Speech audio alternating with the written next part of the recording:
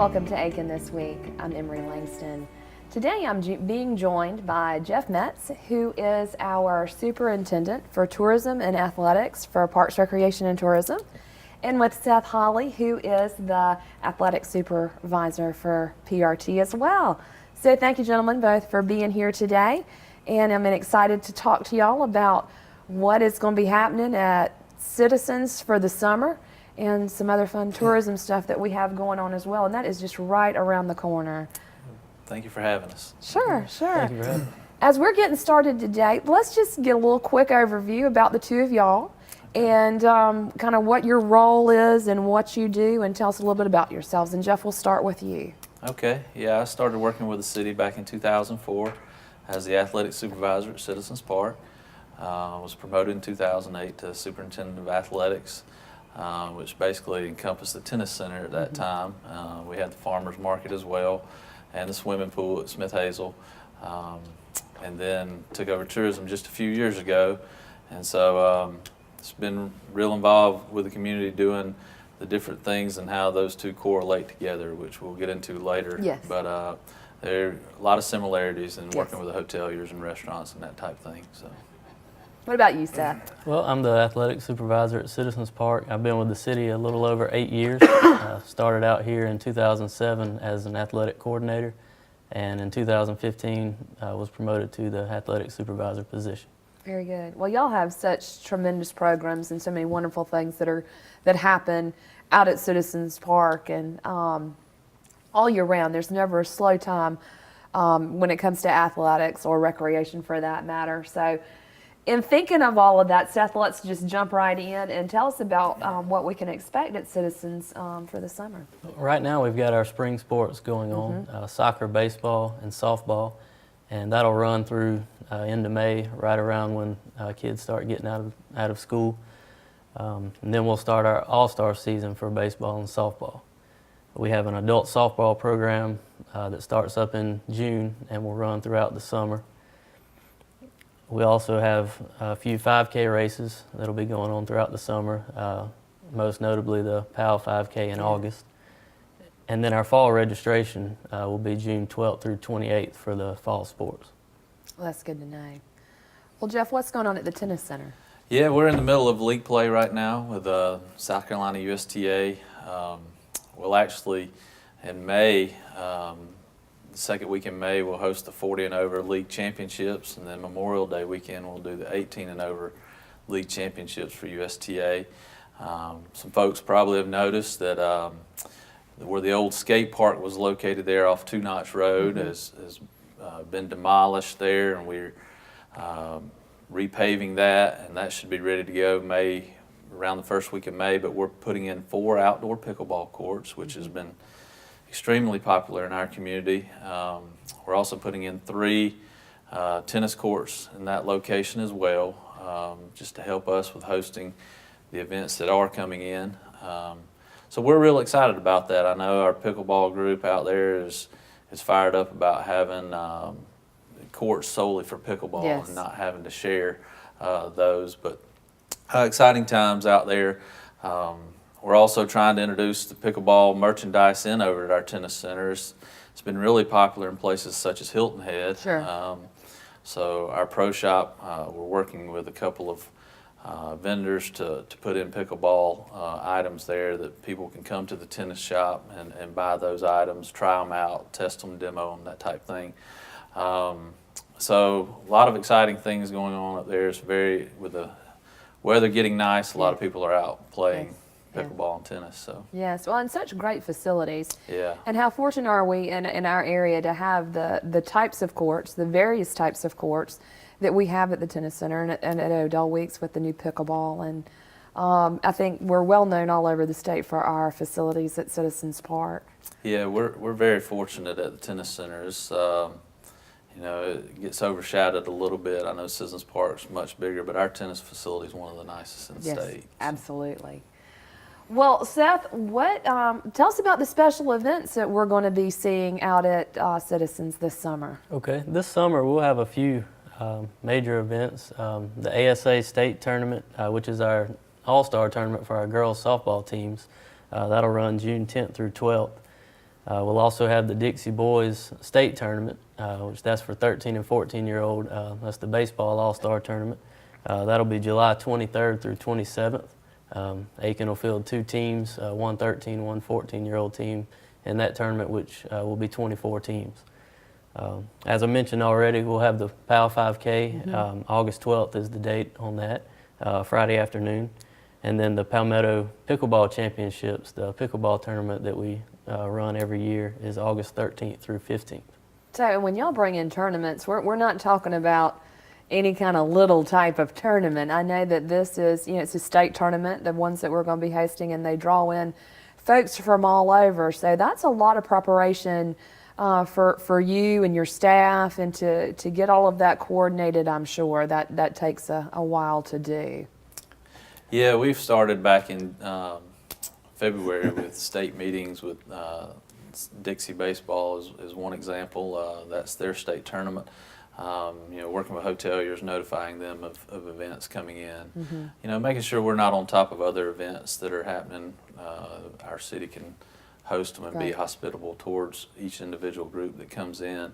And the staff will work throughout the spring, just getting things prepared and making sure you got scorekeepers, umpires, that type of thing lined up. Yeah, So. yeah, because getting all that set up takes some coordination.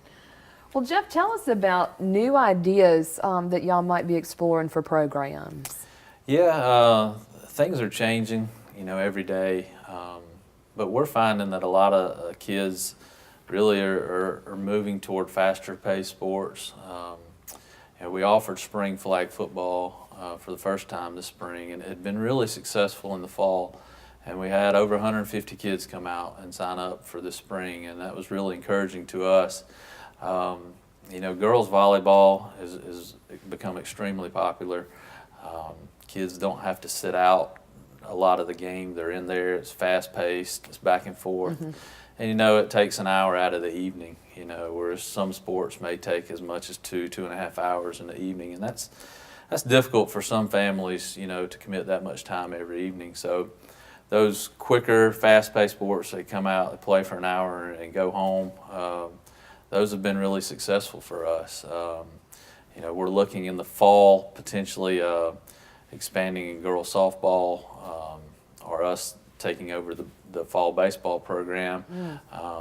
We've been working with a group, and we'll probably continue to work with them some, but especially in the younger age groups, we may get into more of doing it as we've done in the spring. A lot of people like to have 2 seasons now instead of, it used to be 1 season back in the day, and you played baseball in the spring and football in the fall, and then basketball in the winter, and now we're seeing that people want the spring to have everything and the fall to have everything as well. So. Well, and I think that kind of, we were talking before we started today about trends, and that would that not be kind of how things are tending to go? Because growing up, I can remember, you had your seasonal sports, and you played this in the fall and this in the winter and this in the spring. So, I mean, is this a trend that we're seeing in athletics? Yeah, I think so. I think 15 years ago when travel sports really blossomed in the baseball and softball world, kids kind of went toward one sport, and I think a lot of coaches now, high school and college coaches, are telling kids play multiple sports, but it's hard for them to do that if it's only offered one time out of the year. So we feel it's our obligation to be comprehensive, have different times of the year that you can play a sport, and if you're a great soccer player, maybe you try out tennis at this a different time of the year, or whatever it may be.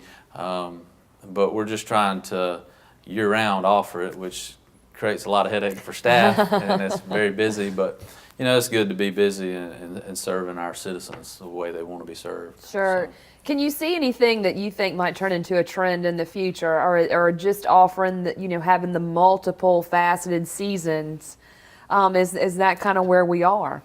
Yeah, I think so. I think you're seeing now that high school sports have developed the B and C teams that are they're taking control of those kids that are traveling in sports now, and so I think the travel teams are kind of slowly diminishing or going downhill. It was a big deal back 10 years ago, Sure. But it's slowly declined, and I think high school coaches are filling those roles and giving kids the instruction that they want them to have Sure. at an earlier age. But that does impact us a little bit. We've seen a decrease a little bit in the older age group kids. They're just choosing to do other things, which naturally as you get older, your desires and wants change a little bit other than sports. But we're still running strong in a lot of the younger age groups and Right. trying to meet those needs. Right. Well, earlier in our conversation, you mentioned pickleball, and I don't know that that's necessarily a trend. It's fairly new to our area, but that's more of a sport that we're seeing our adult population playing, and I know that we have a very heavy presence with it with our senior population. Right. So, are there any other sports out there, or even activities that you're seeing that's on the incline for adults? Yeah, we've tried to do some things with senior basketball, and we've got a group of men that play a couple times a week up at Odo Weeks, which is good to see. Of course, like you mentioned, pickleball has been in place for over 30 years out west. Right. And it's just kind of slowly made its way here, and we're adapting our facilities to meet that demand. But right now, I would say that the pickleball is definitely way up there. Another trend we've noticed is that golf has bounced back a little bit. We're not involved heavily with golf, but just seeing it for the senior populations, Sure. that has bounced back nicely since the 2008-2009 recession. So, Right, yeah, when we saw the decline in that. Yeah. So it's interesting to follow the trends, and I know that that's something that y'all have to watch very closely in what you do to make sure that you're answering the needs of our citizenry. And I think that y'all are doing a fantastic job. But with meeting those demands, you mentioned the challenges for staff. And Seth, do you want to talk a little bit about challenges that you're facing in athletics? Yeah, we face a lot of challenges. Number one, I think, would be trying to be comprehensive, trying to be complete and offer something that, for everyone. Sure. A lot of people may look at us and say, well, it's mostly just baseball, softball, but, we're trying to offer different programs like the flag football that was started a few years back, and it's really picked up. Another one of our challenges has been finding coaches, believe it or not. That's probably one of the biggest ones that we face. We have so many teams, so many participants that, we need the volunteer coaches to be able to run our programs, and that's been one of the toughest challenges each season, trying to find enough coaches for the teams.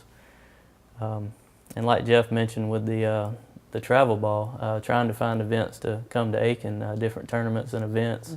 The travel ball has, kind of fallen off a little bit. There's not as many teams here in Aiken. Teams aren't traveling quite as far as they used to.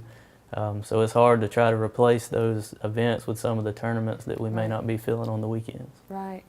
Going back to the coaches, I'm sure that this is, of course, for our youth sports, that y'all have trouble finding coaches.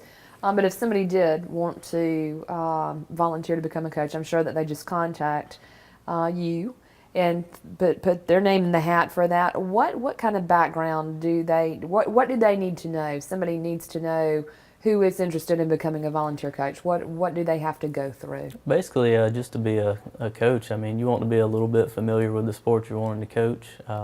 We do run them through a certification program through NYSCA, which is National Youth Sports Association. All of our coaches, we have to put them through a background check. They have to pass that to be able to coach in our program. But that's really it. We're good about trying to help our coaches and inform them of what they need to be doing. Sure. But if anybody's willing to be a volunteer coach, just contact us at Citizens Park, and we'll be happy to get them started. Very good. Well, I can't sit here and talk to y'all about Citizens Park without bringing up the very popular feature that is your spray ground or your splash pad. So Seth, tell us a little bit about that wonderful feature that we have at Citizens, and give us some details about that. Okay, the splash pad just opened up. It's open April 1st through October 1st. It's open Tuesday through Friday from 9:30 a.m. to 8 p.m. It's also open on Saturday through Monday from 1 p.m. to 8 p.m. We do rent it out for special events. We only do that on Saturday and Sunday mornings from 9:30 to 12:45 p.m. Okay. There's 2 different sessions, a 9:30 to 11 and an 11:15 to 12:45. There's plenty of space outside of the spray ground to set up for parties and different things, events that you want to have. The rental fee with that is a $60 rental fee and also a $40 deposit, so $100 total. The $40 deposit is a cleanup slash damage fee. As long as everything goes good, that will be refunded back to you. Very good. That is a very reasonable cost for some lucky children who happen to have summer birthdays. And I'm sure a very popular spot as well. Yeah, it's pretty popular, especially being a free park for our citizenry. And it's a little bit of cold snap right now, but as soon as it warms up, I'm sure they'll hit it pretty hard. Yeah, So. I'm sure that y'all will have lines of children. Well, let's switch gears a little bit and talk about the tourism aspect of all of this. And I think that we're going to make a lot of ties into kind of how your position and why your position kind of oversees the tourism. Because I think typically when you think tourism in Aiken, typically you're going to think downtown, you're going to think Hopeland Gardens, you're going to think Triple Crown. But there's so much more to it. It's so much more multifaceted than that. Right. With sports tourism and your agricultural tourism and, just the economic impact that folks coming in and playing at our facilities and these tournaments have, I'm sure. When you were talking just a minute ago about the coordination with the hoteliers and whatnot. So, Jeff, can you tell us a little bit? I've always wondered about this. When you go out and you're trying to attract these folks to come to Aiken to play at our facilities, what is that process like? Yeah, we travel a couple times a year, usually in the fall, to different national organizations. And when we go to those, there's a wide array of sporting events that we can bring to Aiken. And we have to know our facilities and know the dates that things are available. And, really anything from baseball, softball, to races, to Special Olympics type events. There's just a wide array of things. And so when we travel out, it's about building relationships with event holders. And, really once you establish a relationship with an event holder, it puts you in a good position to host things annually. We've had a real successful relationship with Dixie boys over the years. We hosted the World Series last year. We're hosting the state tournament this year. And, just a couple of weeks ago, Seth and I went to play golf up in Clemson, and we were called at that time and asked, hey, you guys want to host the 2017 Dixie Boys World Series for the 13-year-old age group in 2017. And, of course, we were excited to say yes. And so, it's something to look forward to. So really once you build the relationships through traveling and people can get in touch with you, it really makes things a lot easier. Sure. We've had some consistency among staff that's been there a long time. They just pick up the phone and call us, and we see what we can work out. Yeah, so. and to have that's exciting news. Yeah. For 17, but I'm sure it takes every bit of over that year and a half, 18 months to plan out what that's going to look like when the event actually comes to town and hits town and has that impact. Yeah, it does. Those are the major events, but every weekend we're working. Sure. And we just hosted a girls' fast pitch high school event. There's tennis tournaments coming up. There's a special event going on in Aiken almost every weekend, and so those are on our plate as well. So we work the major events in periodically, as we can get to them. But y'all have a lot. So with these major events, you're pulling people from all over our nation coming to Aiken. And for the more smaller events, it might be from the southeast, it might just be from our state, but it's having that economic impact with our hotels and our restaurants and I mean, it's a big impact as Yeah. far as the economy goes to see what goes on out at Citizens. Yeah, we're working with hoteliers to hopefully, track the peaks and the valleys, and when our hoteliers or restaurants are struggling, we're trying to identify those times of the year and what we can do to help them. Sure.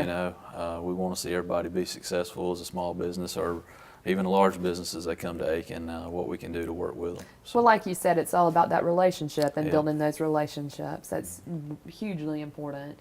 Well, as a whole, what can we look for this summer as far as tourism goes?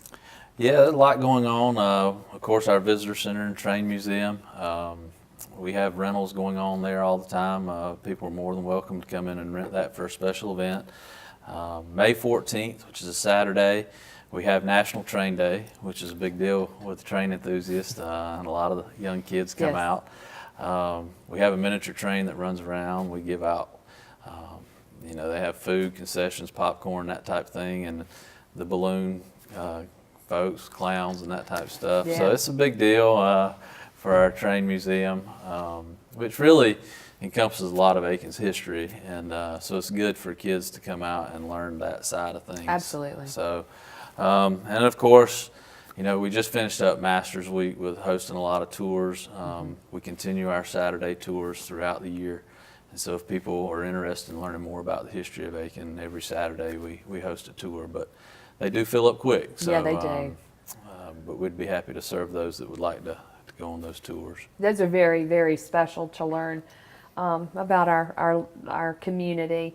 And then I think one thing that I know that folks look forward to every summer, and I know it's an all-year thing, but the crops seem to be a little bit more bountiful in the summertime, and that's our farmers market.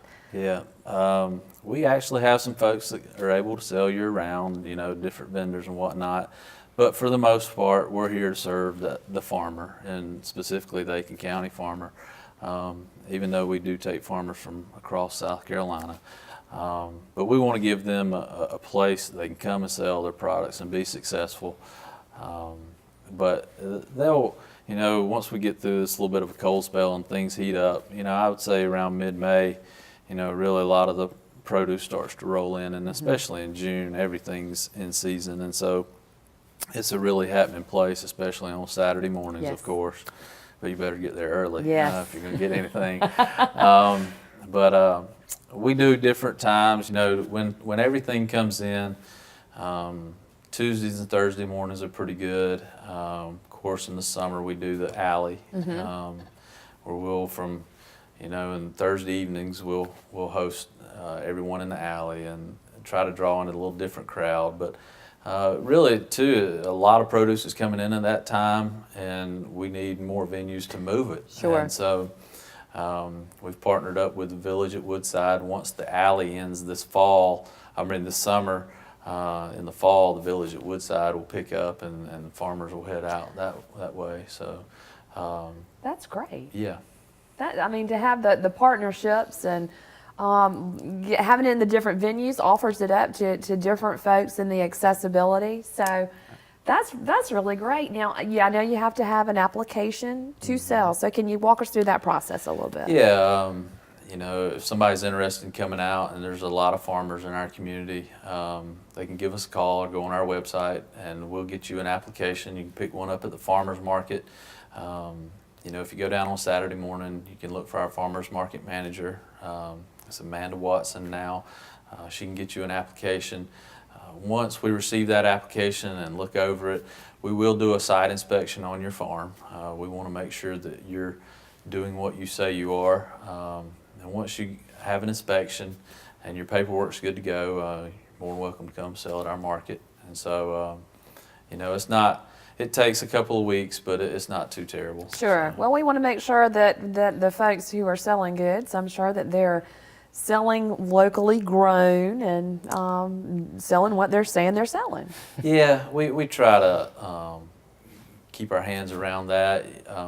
We do allow some resale items. There's times or different years we may go through a drought, or products Sure. may not make, or the flood that happened with peanuts and that type of stuff this Indeed. past fall. That's that's out of everyone's control, and we don't want to handicap farmers if we can Sure. help it. But we are here to serve those that are growing it right here in Aiken for the most part, and you know, give them a venue to do that. So. Well, and we've had this venue for a very long time. Yeah, we have. You know, started in 1951. In '54, I think it was Woodrow Jackson and the Chain Gang built the current market, which is located down at Williamsburg and Richland. So it's the oldest continuous market in the same location in South Carolina, which we're pretty proud of that. Absolutely. There's a historic marker down there designating that. There's 45 tables that are down there that were built by the farmers. You know, we've had to restore some of those, but for the most part, the facility has remained intact and looks very much like it did, you know, many years ago. Yes, and that's very special. I think that's you know, it's part of Aiken's charm. Yeah. So we hope that folks will visit our farmers market either in the alley or at the farmers market or even in the fall at the Villages at Woodside. That's an exciting partnership. Well, as we're wrapping up today, Seth, I know that y'all have a very special partnership, talking about partnerships with the wrecking crew. And I didn't want to end our conversation today without talking about this. So can you tell us a little bit about what's going on with that? Sure. Yeah, we've partnered with the Wrecking Crew. It's a leisure recreation nonprofit based out of North Augusta. It was established in 2002 by families and friends with those with disabilities. They offer baseball, art, bowling, dance, and other activities like that. The past few years, we've run our own buddy baseball program at Citizens Park. We felt like it would be better for everyone to go through this partnership. We'll have more things available for those kids with disabilities. Very good. Well, it never ceases to amaze me how much y'all do have going on, but I've learned a lot today about some fun things to look forward to on the horizon for this summer. As we're wrapping up, anything that we have forgotten to mention today? I think we've mentioned a lot. I think so. I think we touched on it all. So, you know, really a lot of what we do is based on the weather and whether the people really want this event or not. And, you know, if somebody wants to see something in our community where we have open doors, we'd like to sit down and discuss it with them and see what we can come up with. We partner with many organizations such as, you know, the Wrecking Crew and Bull Soccer, the volleyball groups that are out there. But we're willing to work with anybody that wants to come in and see what we can work out. Well, the programs that you and your staff put on are top notch, and you're really to be commended for having that open door and opening up those partnerships, and just for the wonderful programs that you do have going on. So we hope that all of you will have a program that you will choose to join at Citizens Park or join us for a farmers market morning. And I thank you, gentlemen, for being here today. And we thank you for being with us. And we'll see you next time for Aiken This Week.